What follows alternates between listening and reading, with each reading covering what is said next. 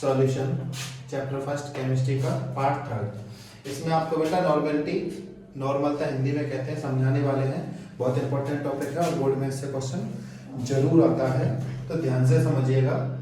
It is the number of gram equivalent of solid present पर litre solution, अर्थात 1 litre solution में 1 litre विलियन में जितने सॉल्यूट के ग्राम तुल्यांक होंगे, यानी कि ग्राम इक्विवेलेंट होंगे सॉल्यूट के 1 लीटर सॉल्यूशन में, उसको हम बोलते हैं नॉर्मेलिटी। अब बात यहाँ आती है कि ये ग्राम इक्विवेलेंट का मतलब क्या है। अगर आपको यही नहीं पता होगा तो डेफिनेशन रखने से कोई फायदा नहीं है। तो आपको ग्राम तुल्यांक का मतलब पता होना चाहिए। आपको सॉल्यूशन का लीटर में वॉल्यूम तो साधारण सी बात है, पता ही होगा। अब ग्राम इक्विवेलेंट यहाँ समझिए, ये देखिए नंबर ऑफ ग्राम इक्विवेलेंट, ग्राम तुल्यांकों की संख्या। होता क्या है, मास ऑफ सब्सटेंस, कोई भी सब्सटेंस जिसकी बात कर रहे हैं, कोई भी पदार्थ आपको जिसका भी ग्राम इक्विवेलेंट यानी कि ग्राम तुल्यांक निकालना है, उसका मास और उसका इक्विवेलेंट मास का रेशियो होता है। पदार्थ का द्रव्यमान और पदार्थ का तुल्यांकी द्रव्यमान, पदार्थ का तुल्यांकी द्रव्यमान। अब द्रव्यमान यानी कि मास, ये तो आपको पता ही है, लेकिन अब ये क्या नई चीज आ गई, ये तुल्यांकी द्रव्यमान यानी कि इक्विवेलेंट मास, ये कोई नई चीज है ना, ये आपने उसके पहले तो कभी पढ़ी नहीं है। तो इसको समझिए ये क्या होता है। यहाँ देखिए इक्विवेलेंट मास की डेफिनेशन यहाँ लिख दी है, देखिए क्या होता है। It is defined as mass of any substance require to combine with or displace by, किसी भी सब्सटेंस का कोई मास जो कंबाइन होगा या डिस्प्लेस होगा हाइड्रोजन के 1.008 पार्ट्स ऑफ मास के, यानी कि हाइड्रोजन के मास के 1.008 पार्ट के, या कार्बन एटम के मास के 12 पार्ट से जो डिस्प्लेस हो जाएगा या जुड़ जाएगा। हिंदी में देख लीजिए, कार्बन के 12 भाग द्रव्यमान या हाइड्रोजन के 1.008 भाग द्रव्यमान से जुड़ने या विस्थापन करने के लिए किसी भी पदार्थ का आवश्यक द्रव्यमान, यहाँ देखिए किसी भी पदार्थ का आवश्यक द्रव्यमान को क्या कहते हैं, उसका तुल्यांकी द्रव्यमान कहते हैं। द्रव्यमान को तुल्यांकी द्रव्यमान कहते हैं।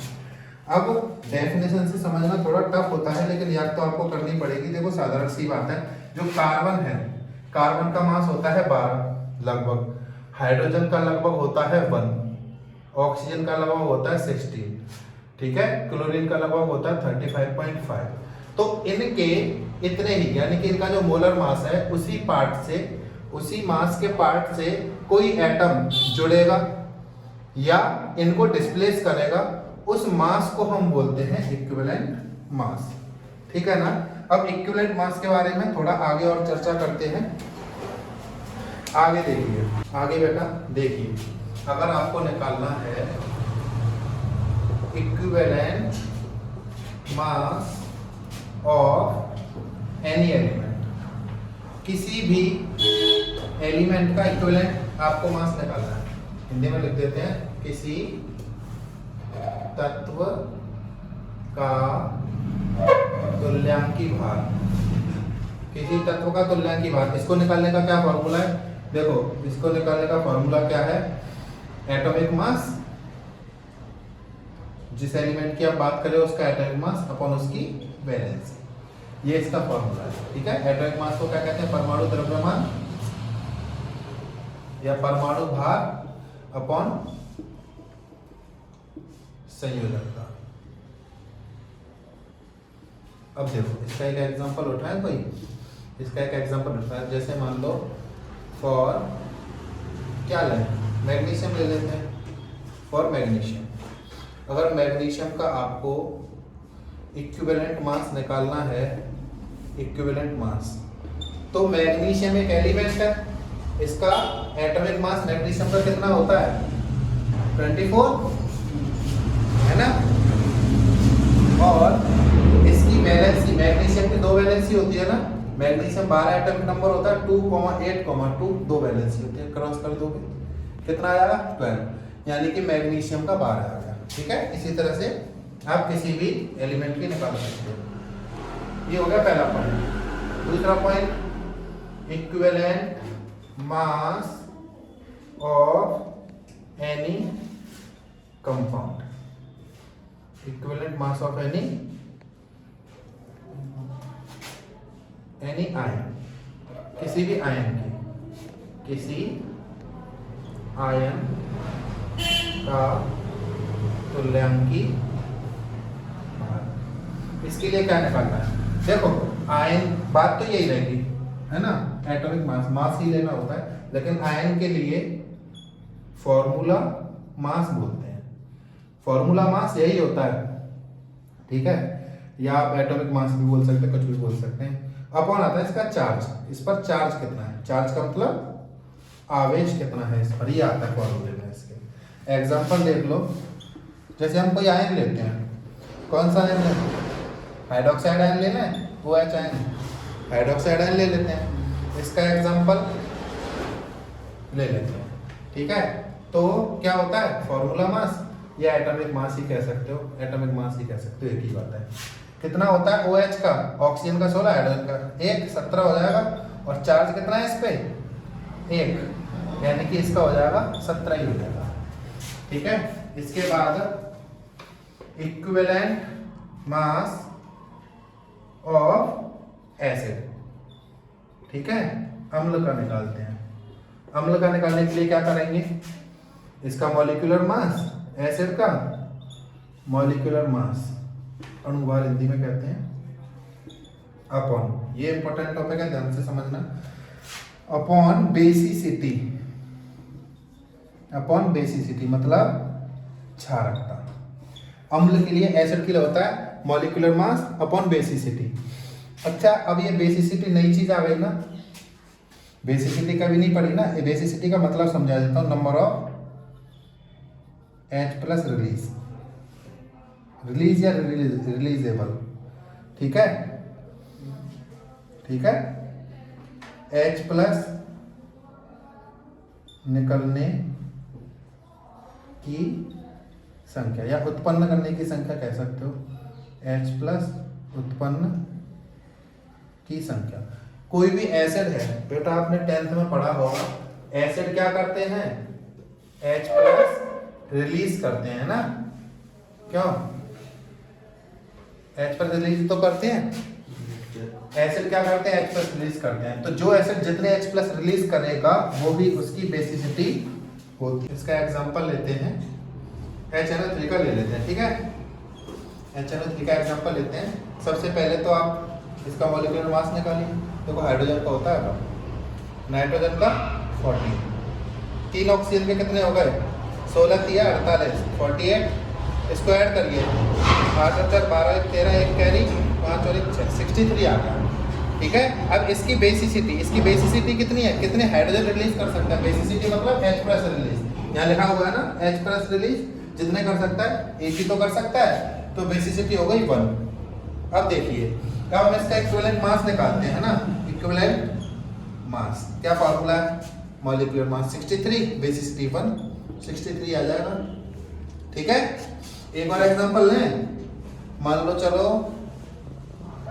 H2SO4 ले लेते हैं, सल्फ्यूरिक एसिड सबने सुना है, 2 हाइड्रोजन का 2, मॉलिक्यूलर मास निकाल रहा हूँ, सल्फर का 32, 4 ऑक्सीजन का 16 4 जा 64, 4 प्लस 2 6 8 9 98 आ रहा है, ठीक है। और इसकी बेसिसिटी कितनी है बताना, 2 बेसिसिटी हो गई इसकी। अब इसका इक्विवेलेंट मास निकालें, इसका इक्विवेलेंट मास आ जाएगा 98/2 49, ठीक है, ये हो गया एसिड का। इसी तरह से इक्विवेलेंट मास ऑफ बेस क्या होता है, बेस यानी कि क्षार का, क्षार का इक्विवेलेंट मास क्या होता है, सेम होता है, देखो मॉलिक्यूलर मास जो उसमें था, लेकिन यहां आती थी बेसिसिटी, यहां आती है एसिडिटी, ठीक है, एसिडिटी को कहते हैं अम्लीयता, क्षार के लिए अम्लीयता आती है, एसिडिटी आती है बेस के लिए, है ना। अब इसका मतलब क्या है, OH रिलीज, जितने OH रिलीज हो सकते हैं, मतलब हाइड्रोक्साइल आयन जितने रिलीज हो सकते हैं वो होता है एसिडिटी। जैसे यहाँ H+ होते थे, यहाँ OH- होते हैं किसी भी बेस के लिए। जैसे मान लो MgOH का उल्टा मिल्क ऑफ मैग्नीशियम या मैग्नीशियम हाइड्रोक्साइड, इसकी एसिडिटी कितनी हो जाएगी? 2 ही तो OH रिलीज कर सकता है। इस तरह से करेंगे। देखो एग्जांपल, एक एग्जांपल देखिए इसका। क्या ले लें? यही ले लेते हैं, ऊपर जो लिया है मैग्नीशियम हाइड्रोक्साइड लेते हैं, ये एक बेस है आपको पता है, ठीक है। अब इसकी बेसिस एसिडिटी निकालनी है ना, एसिडिटी कितनी है इसकी? 2। अब लीजिए इसका इक्विवेलेंट मास निकालते हैं। इसका पहले आप मॉलिक्यूलर मास निकालो। मैग्नीशियम का 24, ठीक है। 2 ऑक्सीजन है 32 और 2 हाइड्रोजन है +2। ऐड करें, 2 और 2 4 और 4 8 और ये हो गया 3 और 2 5, 58 आ गया है ना। 58 और एसिडिटी 2 है, डिवाइड कर देंगे 29। आई बात समझ में? ठीक है ना। और एक और होता है, ये भी बहुत इंपॉर्टेंट है point, equivalent mass of oxidizing agent. Oxidizing agent यानी कि ऑक्सीकारक का तुल्यांकी भार। ऑक्सीकारक का तुल्यांकी भार, इसका फॉर्मूला क्या होता है? देखो, मॉलिक्यूलर मास, ऊपर वाला तो सेम है, मॉलिक्यूलर मास, हिंदी वाले क्या लिखेंगे? आणविक द्रव्यमान लिख लेना हिंदी वाले, और अपॉन में चेंज इन OS। OS मतलब ऑक्सीडेशन स्टेट है ना, पूरा लिख दूं, चेंज इन ऑक्सीडेशन स्टेट, ठीक है। हिंदी में लिख देता हूं, ऑक्सीकरण अवस्था में परिवर्तन।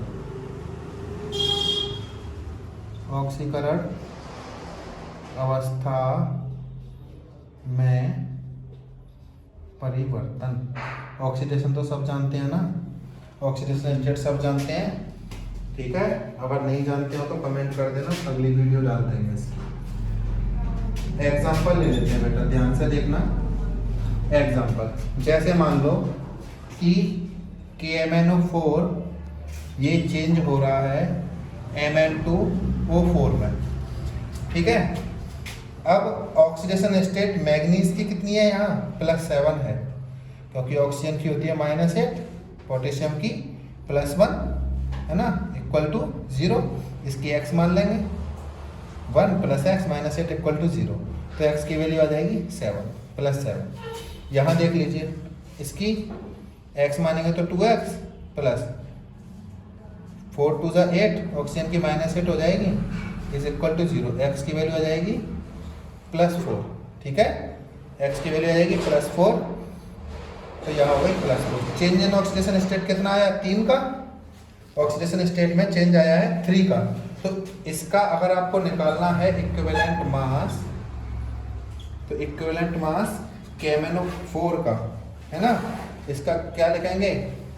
इसका मॉलिक्यूलर मास जो भी आए आपको बता दिया, कैलकुलेट करना /3। इस तरह से निकाल लेंगे तो ये टॉपिक नॉर्मेलिटी यहाँ फिनिश हो जाता है, ठीक है ना। ये टॉपिक नॉर्मेलिटी यहाँ फिनिश हो जाता है, और सब लोग लिख लेना। इसमें कोई डाउट रह जाए तो आप मुझसे पूछ लेना, मैं उसके अलग से एक शॉर्ट वीडियो डाल दूंगा। चलो,